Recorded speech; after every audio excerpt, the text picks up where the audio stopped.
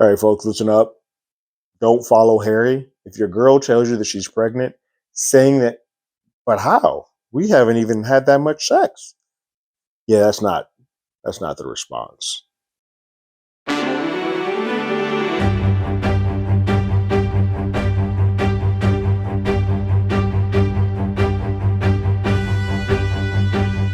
Hello, everyone. Terrence here with Hollywood Already Did It. If you haven't already, go ahead, like, share, subscribe to the channel, leave a comment, ring that bell below. Anytime we have something, you will be among the first to know. Episode 5. F is for, I can't say the word, but F up. We'll say that. F is for F up. We're picking up with the last episode where Dex was in chase of Mad Dog, and Mad Dog got hit by a car. And we got to see Dex saying, "Oh crap!" And then subsequently, we end up in this episode where Dex is quickly thinking on his feet, like, "Okay, hopefully nobody saw me, nobody is in chase, nobody realized that I was here." But I have about 15 minutes total to get back to the crime scene that I was having, my kill room, and remove it all before the Miami PD arrives. And he comes up with this 15 minutes in this way. He says 7 minutes. If someone calls the Miami Metro in 1991, it takes about 7 minutes for them to arrive on the scene. There's about 5 minutes to recognize who Mad Dog is. His face is removed, so he doesn't have a wallet. So it's going to take about 5 minutes for him to place who this neighbor is. And it's going to take about another 3 minutes to come up with what house this person comes to. So it's going to take him a total of 15 minutes to get back and start approaching that home. So Dex has about 15 minutes to clear the scene. So he gets to work. This is one of those moments where a prequel series doesn't do itself any favors. The peril that Dexter goes into to clean up the scene doesn't really work for people who've been a long-term fan of Dexter, because we know that by this point, nobody knows who Dexter truly is. They don't know his inner things. So him being caught now isn't happening. So cool, he's in peril, but it doesn't have any weight or harm to who Dexter is or what actually is about to happen. So I'm sitting here as a viewer like, this doesn't really hold any weight. What's cool, though, is to see what new tips or tidbits he learns for the future to sort of add to his repertoire so that he becomes the best version of Dexter that we all know and love. It also shows sort of how he gets out of being so adept at getting out of close calls. Because by the time that we get to Dexter, he's in it, but still some of these close calls happen, and he's still pretty good at getting out of them. What ends up happening, though, is Miami Metro is a little bit ahead of schedule, and so some of the uniformed officers arrive on scene a bit beforehand. But Dexter's able to get out of it. He hides. They're fine. No harm, no foul, right? Nothing to worry about. He gets home, and Harry has been listening to the police scanner, and so he is well aware of what has happened to Mad Dog. He asks Dexter openly when he arrives home, like, "Hey, how did your kill go? How did everything go?" And Dexter's like, "Everything's fine. We don't have to worry about Mad Dog. He will never bother us again." And Harry's like, "Cool, that's an interesting take, because I've been hearing on the scanner all night that there was a madman running down the street, and he was hit by a vehicle. And he fits the description of Mad Dog." And Dex goes into sort of the typical teenage mode, saying, "Oh no, we're all fine. Everything's good. Everything's on the up and up." And Harry's like, "I don't believe you. I'm sure you chased him down the street once he started running. I'm sure that if he hadn't died, you would have been caught. Like, he would have been able to identify who you were. So everything that you say is good and fine and dandy, and how you have everything on the up and up in these kill rooms and whatnot, it's a lie." Dex is very much like, "It was an accident. It won't happen again. I had it all under control, and it's not that big of a deal because he died anyway. So we're good." And Harry's like, "No, that's not good enough. For these to happen, for him to wake up, that means you didn't do everything by the book. You didn't do or test out all the variables that could happen. You failed in this assignment. And that is what you're supposed to do in these. For these to work, you need to make sure that you have tested every variable, make sure that everything is happening. All possibilities need to be checked out." It is in at this point that Harry says, "It was a mistake letting you kill the nurse. I did so because it was a harm to me and sort of jumped the gun, but you clearly aren't ready. You clearly have not gotten to a point where you are prepped to do these killings." To this point that he benches Dex, and he's like, "I don't want you leaving the house. I'm grounding you, essentially, and I want you to leave this. I don't want you to F anything else up until I make sure that you have not jacked up anything that's happening going for either of us going forward.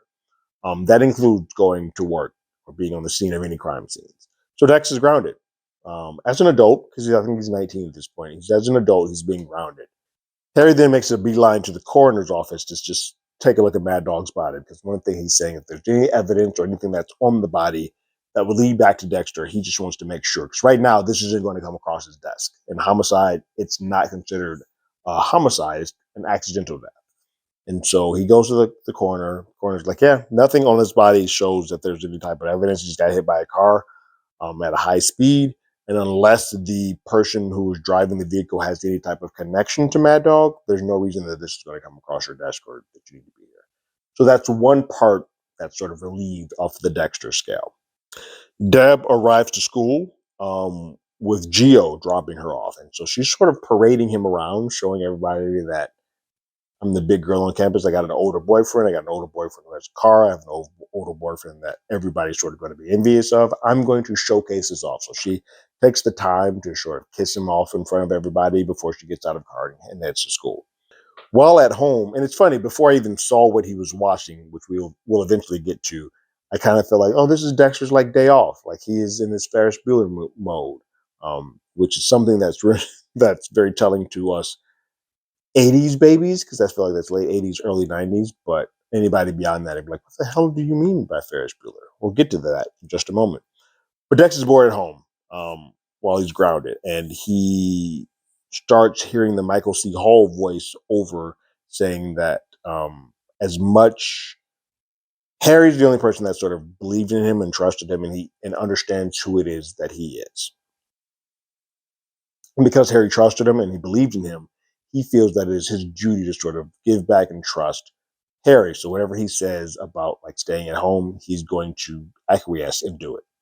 But even so, his appetite for like something is still very strong. So he didn't get to do the kill. He is very much still viscerally hungry. So his visceral hunger turns into eating a bunch of brownies. Brownies that were weed brownies for Deb, for her volleyball team. And so he just goes to town on them and has not one, not two, but the entire thing, which is more than like 4 or 5. During a mock trial, Harry goes to sort of do a practice run of his testimony for the Levi Reed case. It's important. We saw it in sort of the preamble that came before this episode. Anytime that they show you stuff from the previous episodes or episodes, it means that they're going to come up again in this episode. And what they show us is that Levi's girlfriend at some point in time came in to give an alibi. That's an important piece. Whenever they show you that, they want you to remember that for a reason. Here in the mock trial, Harry's going through things. He's going through the testimony, and they seem to be going through everything that's going to be on the up and up. Everything seems to be fine. Everything seems to be by the book. No questions, no harms. Everything seems to be fine. But they showed you that piece at the very beginning for a reason. We then get a flashback kickoff. Harry flashes back to a moment with him and Laura. That she has just come back from a visit with Coleman, thus Alvarez and the cartel, et cetera, so on and so forth. She has a whole bunch of money. She's like, look, they trust me, they believe me, they want to take me to the keys. Harry at this moment is very much about his business. It's like, cool, let me grab the money, let me do what I have to do. I'm going to grab this money and take off. And Laura's kind of like, well, hold on, you don't have to take off so fast. I thought from what we did the last time that you'd be open to sticking around and staying with me. He's like, no, that was a mistake. We shouldn't have done that. You're my CI. I have a wife. I am married. We should not be doing any of the things that we did last time. As great as it was amazing, but we should not be doing that. She's like, okay, got it. Great. We can't do that anymore. Understood. He opens the door and then he closes the door and he immediately goes to banging out Laura again. What we have learned in this series, if nothing else, as bad as Dexter is at going against his urges and being able to like sort of fight his natural urges, Harry might be even worse. Harry is drinking after a heart attack, smoking after a heart attack, and effing around on his wife. He is all about that. Harry very much here shows that he is not a good person to sort of not do what his natural urges tell him to give into. We even get that a little bit at the end of this episode. Not a little bit, a lot. Back at home in present day, Dex is living his high dream watching Parker Lewis Can't Lose. You don't know that show? Treat yourself. It's a very good time in the mid-90s. While he's stoned on the couch, Deb arrives and sort of have a quick realization of what's happening with her brother. She realizes that after he talks, she's like, oh, my brother is high. He is very stoned. Thus, she decides the best sort of solution to this is to equally get high with him. Because Dex at this point is sort of freaking out about how I'm not in control. I'm freaking out. I don't have control. I don't know what I'm going to say. I don't know what I'm going to do. Deb's like, cool, I'm going to level the playing field with you a little bit. She was going to go and hang out with her friends, but she's like, nope, I don't get much bonding time with my brother. I'm going to get here and I'm going to get high with you. So they get high together. She takes some brownies and she joins him in the fray. Deb is never not one to turn down the ability to bond with her brother or her father. Like if she gets that opportunity, she's going to always sort of dive in headfirst to that, because what she is actively missing is sort of a connection to either of them. She connected very well with her mother, who is no longer with them, and she kind of wants to find that with one of, if not both, but one of the two of them. And they have sort of always sort of put her on the outside, mainly because of the connection that Harry and Dex have with this dark passenger that Harry's trying to foster. It is sort of indirectly pushed Deb aside. And though she can't quite understand that, she feels a type of way about it. And sort of has led to the gradual destruction of who Deborah is. But Deb actually feels at one right now with her brother. She's high, he's high. They're having genuine conversation. She feels like, hey, why don't we do more than this? Like, I feel like right now, for the first time ever in a very long time anyway, we feel like brother and sister. Like, this feels genuine. And they have some heart to heart. She tells him about her new boyfriend, Gio, which she says is kind of a bad boy. And Dad's like, oh, cool. Have you told Dad? And she's like, no, I haven't told Dad yet. Then she sort of spirals on about Mom, because the anniversary of their mother's death is the very next day.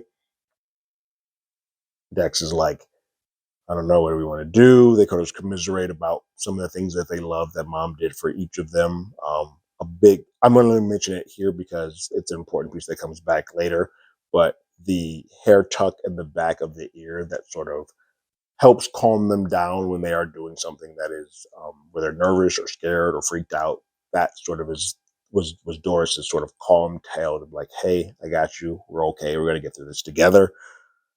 There's a quick slip up of Dex while high. He says, I think Deb asked him, like, what do you think Mom would think of us now? And Dex sort of slips and says that, hey, I'm a terrible person. She's like, well, what are you, a terrible person? Like, can't be that bad. And she's like, well, what if I killed a person?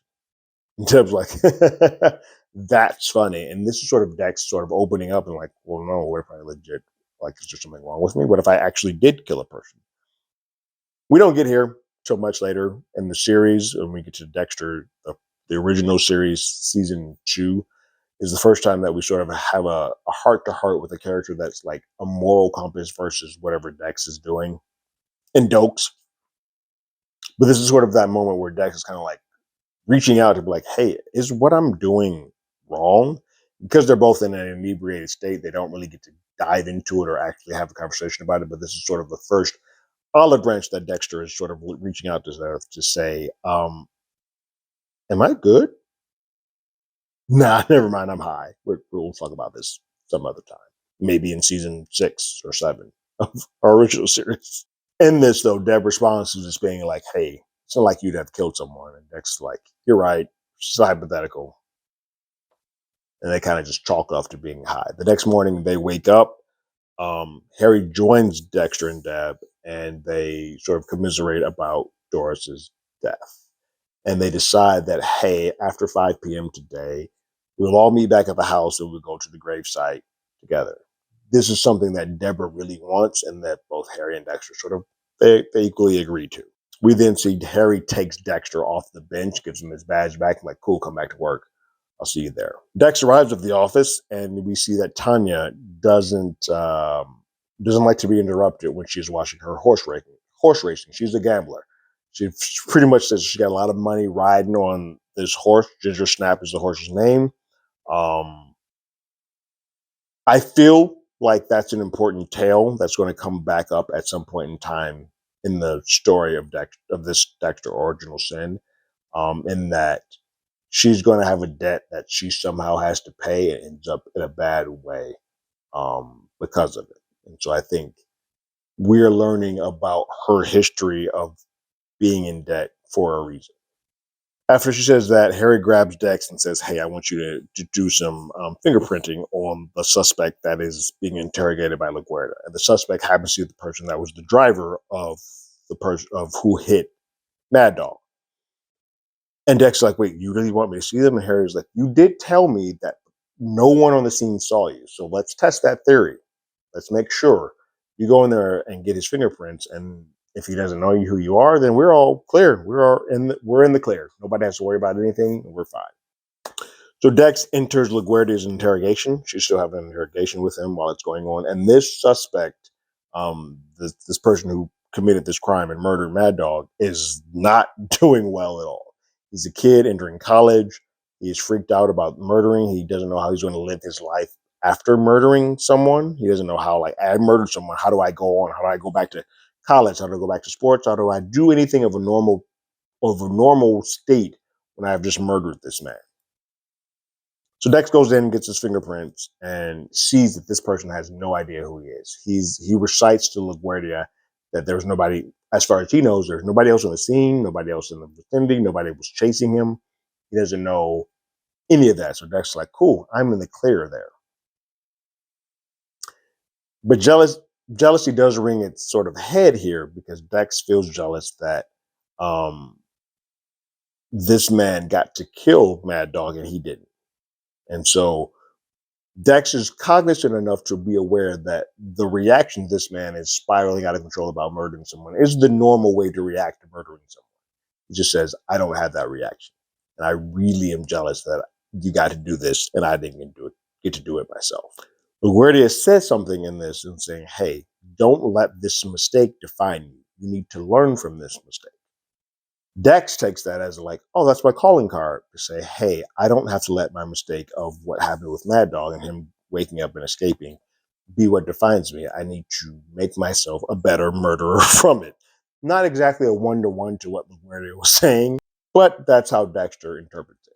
So Dex returns to a dejected Tanya to see how the racing went, and she lets on like it did not go well. She's very dejected, sad. She did not win. Thus, she is in more of a hole monetarily, so that's going to at some point come in to bite her in the ass. But she says that the horse that she was behind injured themselves in the race, and at some point in time needs to be taken off, fixed, and worked on, and sedated. And they say that for the veterinarians to work on them, they had to sedate them. And Dex is like, well, hold on. What is a powerful enough sedation method to sedate a horse? Any Dexter fan, I became giddy. But if any Dexter fan who knows this is when you have that moment like, this is when he gains the drug to start knocking people the fuck out. This is what happens. This is where that happens. In this, he gains his level of drug, and he finds out the drug that knocks out the horses is called etorphine, which is a stronger version of morphine, specifically made to knock out like animals. It's a veterinarian medicine, but to knock out people for a long-term effect. He learns that this thing will knock out a horse for 4 hours, so probably about the same for people, if not longer. We then go to see Harry is testifying against Levi, and things go south really fast. Things are going good at first. He gives an honest testimony to the first chair of the defense, and then the second chair comes up and starts asking questions. And this is why that sort of preamble at the very beginning about Levi's girlfriend is so important. They parade her into the courtroom in a much more drug-less filled state. She is not on drugs. She seems to be cleaned up. She seems to be very fine, to the point where Harry doesn't recognize her at first. And they ask her, like, do you know this woman? He's like, no. Ask him again. He's like, are you sure? She's like, oh, wait. Yeah, I do. And so before this, they had asked, is there any chance that Levi was not at this scene at this time on this date? And he's like, yes, he was there. There's no way that he wasn't there. But the testimony of his girlfriend says that, like, he wasn't there that day. And Harry's like, look, she was drugged out of her mind throughout her alibi because she didn't even know what day it is. But they don't want to hear that. It's just there's a chance that the alibi that she gave is very different than what was present that day, and sort of throws a wrench at anything that they're doing testimony wise, mainly because there was partial prints, there wasn't a full print, so nothing is substantiated enough to keep Levi on the hook for this. So they have to dismiss the case, which does not sit well at all with Harry, much less with Captain Spencer, and Levi gets to go free. At that point, the Captain Spencer says, like, I have to figure out what to do with you next. Take the rest of the day off. So Harry is now a man having to figure out what to do next amongst himself. Dexter goes to the racetrack to go get some of that atorphine, and he gets held up while trying to hide. He gets the atorphine. He gets it, finds it, steals it. It's pretty easy, but he gets held up a little bit because he has to hide in a stable until the head veterinarian, who's in charge of the stuff, leaves. But the timing wise, he should have been present to be back with Deb, to be at the house to go see his mother's gravesite. He's not there, and neither is Harry. So Deb sort of freaks out. It's like, neither of these men are here for me. So she goes to the man that is there for her. She calls Geo. Geo picks her up and takes her to the gravesite.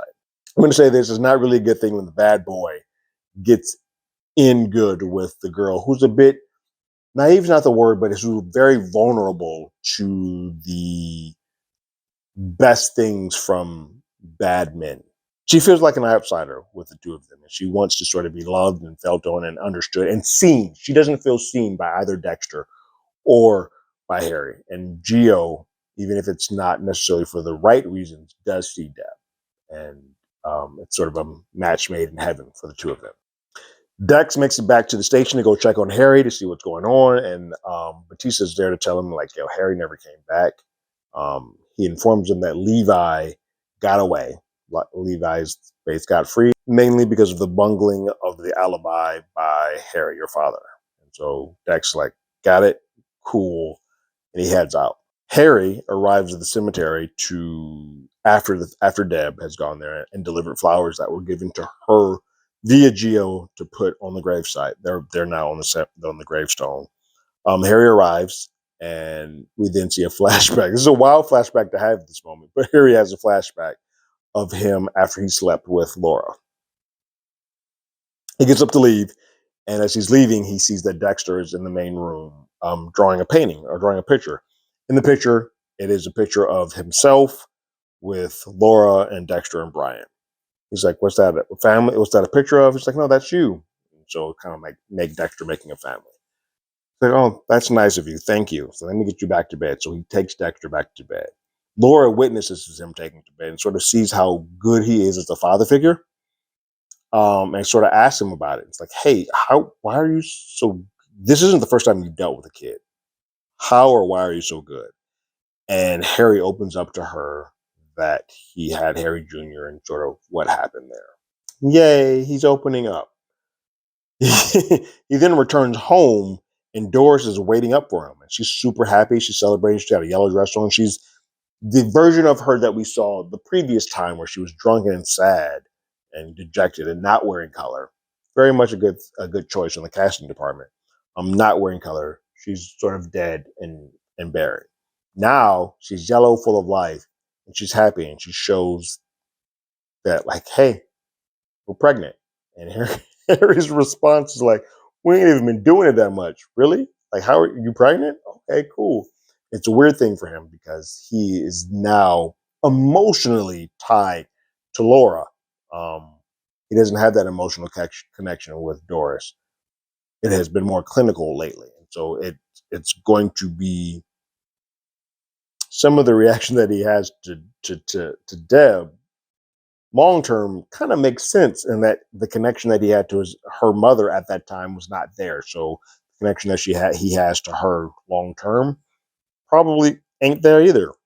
After the gravesite, Deb and Geo go to a private, like, almost like a lookout point, a makeout point, if you will. But they're in front of a pier where they're watching the boats on the pier. Geo makes a move to try to make out with her, and at first she's kind of hesitant. She's like, no. Pauses for a moment, like, no, kind of almost giving her the signal that she's not ready for it. Then he tucks her hair behind her ear, a symbol that her mother used to do for her, kind of reminding her that she is seen, and kind of feels won. And she's like, cool, all bets are off. You can get this ass. You can get it now. And she opens up, and that's a terrible term. They have sex. They have sex. Then we see a shot of them eventually basking in the glow of their after sex at the pier. And they're both happy and enjoying the moment. But it's clear that Deb sort of opens up to the bad boy more than either Harry or Dex because they're just not there. Harry goes to drink his sorrows, and Captain Spencer joins him. And when there, Spencer tells him that the mayor wanted him fired. He wanted a scapegoat for Levi getting off, so he had to fight for his job. And he says, like, you're still on the force. We're not firing you. You're my best detective. I'm not letting you go. But I'm taking you off the Jimmy Powell case because it's too high profile. The mayor doesn't want you on it. And I'm currently going to put you on all the cases that are at the bottom of the homicide rung with LaGuardia. You and her are going to be partners on these until some of this stuff blows over. Spencer's like, you don't look happy or like thankful about this. And Harry's kind of like, I can't be happy as long as Levi has sort of slipped through the crack and is back out there. And Spencer's like, sometimes this is going to happen. Sometimes the bad folks are going to slip through the cracks, and we have to sort of let them be. That is, unless you have a Dexter. So Dex is making a kill room. We can see him making a kill room and getting his new drug, Torphine, sort of set up and prepped, ready for what he is about to make his next kill for.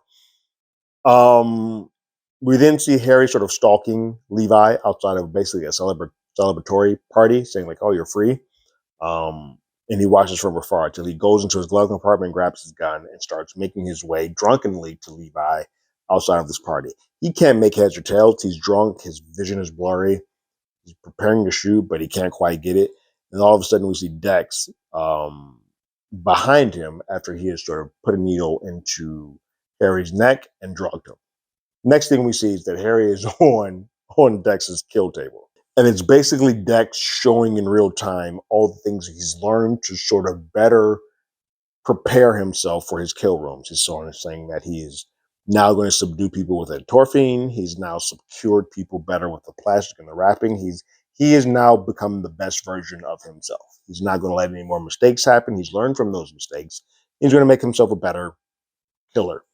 And this is his way of showing Harry, I got it from here. He also is telling Harry, like, hey, you're not built for this world. I followed you after you left the bar. After I found out that what happened, I followed you up to the bar and I knew what you were getting into. I knew where you were headed. So I followed you. Just so you know, I followed you, but you didn't see me. So it shows you how good I am at working in the shadows.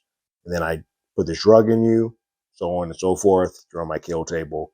If you were a person that was actually perched to be killed, you would be dead by now. It's like, Dad, you shouldn't be the one going after Levi Reed. It should be me. You've built me. You've given me this code. You've built these rules within me. Let me be me. Let me do this. And Harry's like, you're right.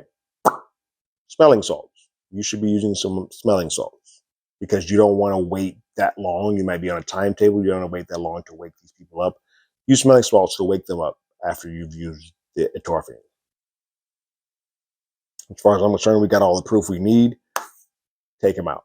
So Dex then goes to visit Doris's gravesite, and he says he remembers when Doris went to Harry about him when he was 13 to say, hey, something's wrong with Dex. We need to go ahead and get him checked out. He's like, I saw it then as you trying to get rid of me, but I now understand that you were trying to get me help because you saw the good in me. And so when Deb asked me earlier, what did I miss the most about Mom? It's because you were the one person among all people who saw that there was something that was good in me.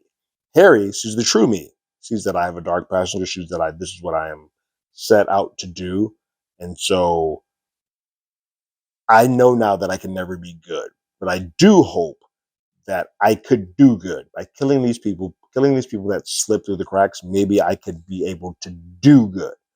And that's how we end this episode. Probably one of the first episodes that sort of builds up to getting closer, probably closer to the Dexter that we sort of know and love once we get to the original season's episodes. Two big things stand out to me. Three, actually. Tanya's going to die at some point in this episode. It's in the series. She's going to die because her gambling debt's going to sort of catch up with her. In addition to sort of Captain Spencer's kid being put on the board, at some point in time, Tanya's going to be on there as well. Geo is in some way tied in with all of these bad folks. At some point, Dexter's going to have to take him off the board, and it's probably going to send Deb further down a path of being apart from Dexter and Harry, more towards the version of Deb who was further alienated from the two of them as we go along. And three, I think the biggest thing that we're going to get from this, Levi didn't do this. I don't think Levi is the serial killer, and I think Dex is going to kill Levi on Harry's orders, and then they're going to come out to find that these serial killers and these things are still happening after he's killed Levi, and it's going to send Harry down a path that we cannot return from. And so I think Dexter is going to kill him, and Dexter's not going to feel that bad for him about it because it's like, well, Levi was a bad person. He wasn't the bad person that was killing these folks, but he was still a bad person. Harry is going to be a little bit more affected because he's like, I told you, I gave you the okay. I said that was okay. I think that's the person. But clearly he's not the person that they should be killing. But a good episode. Again, putting Dex in peril is not always a sort of an entertaining factor, but it does at least allow us to sort of show the seeds or the roots of what Dexter becomes when it is all said and done. What did you guys think about this episode called F is for? We'll leave your thoughts and comments in the comments below. If you haven't already, you can follow us on X at HollywoodADI. You can hit us up on email at HollywoodAlreadyDidIt@gmail.com. We also have a podcast by the same name. That's on Apple Podcasts, Spotify, anywhere that plays podcasts. We're there. And like always, I got my ticket. You got yours.